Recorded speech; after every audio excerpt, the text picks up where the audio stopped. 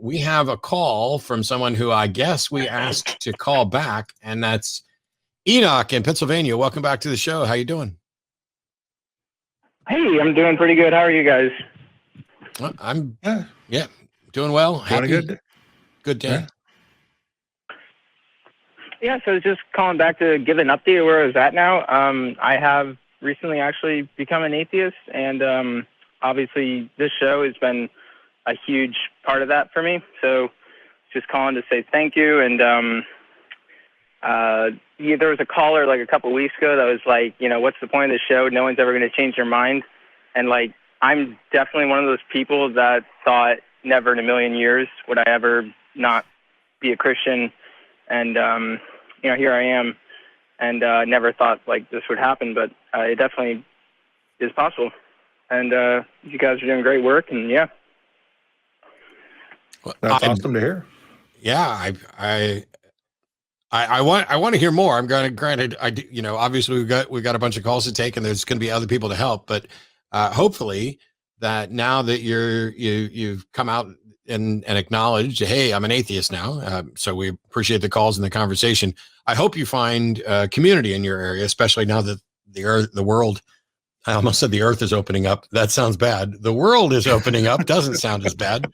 And reach out to atheist and secular organizations. Oh, I'm sorry, I got the hiccups all of a sudden. Atheist and secular organizations in your area, because there are things that you can do. One of the things you can do is just go live your life. I definitely want as many out public atheists as we can get, and I'd love for people to be volunteering. I just did a show, an episode of The Hang Up specifically on volunteering.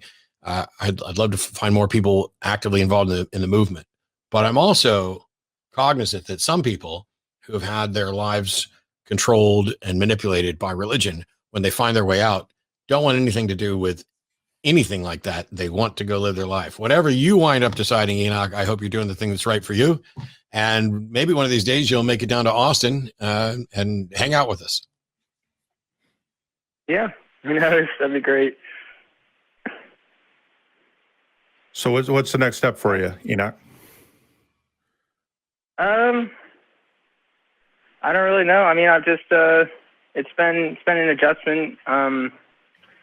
I mean, it's been a little challenging not having like a church community anymore. Like you were saying in the last call, religion is a big community aspect to it, which has been a little tough because like growing up, all my friends were pretty much from church.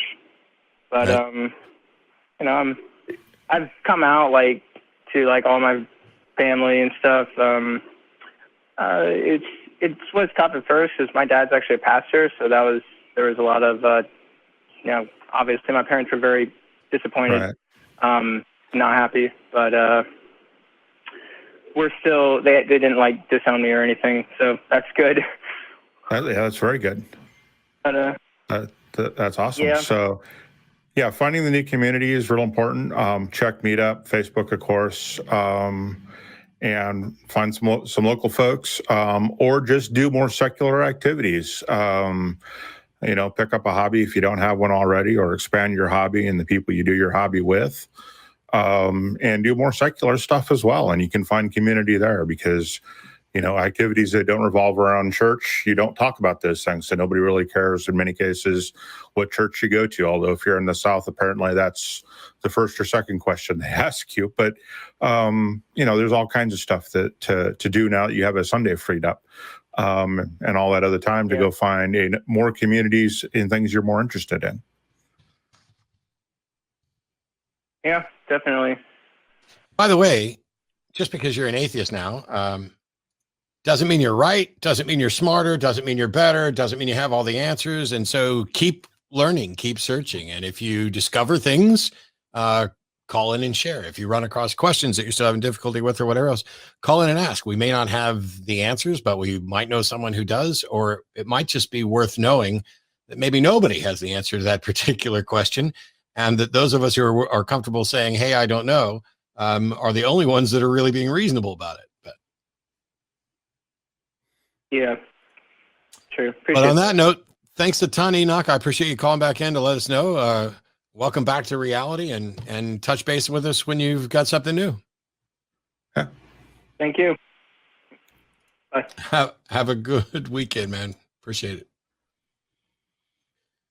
Oh, that's always good. I mean, I like the fact that he referenced that when he called in previously, there was someone who was like, "Oh, does anybody change their mind because this is all useless? This is all a waste of time." And I'm like, literally the second a caller says something like that, chat goes nuts with I did. Yeah.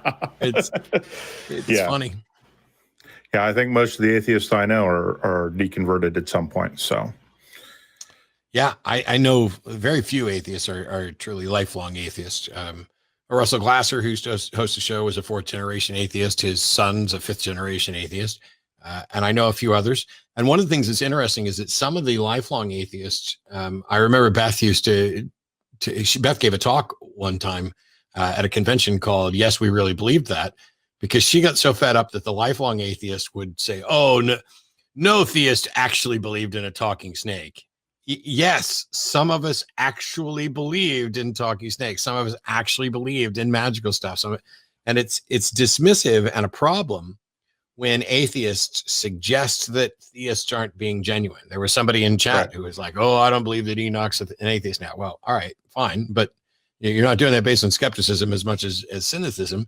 I have no idea what Enoch is, where Enoch's going to end up. I have no idea what's going to happen with anybody. But yeah, I tend to take people at their word. And by the way, we can all be deceived. Somebody's going to, I've known people who have been my friends who are lying, fraudulent pieces of crap. And it takes a while sometimes to figure that out. Yep. Atheists don't have the market cornered on reason or morals or anything else. And or good you can be an atheist for bad reasons. Yeah. Yeah.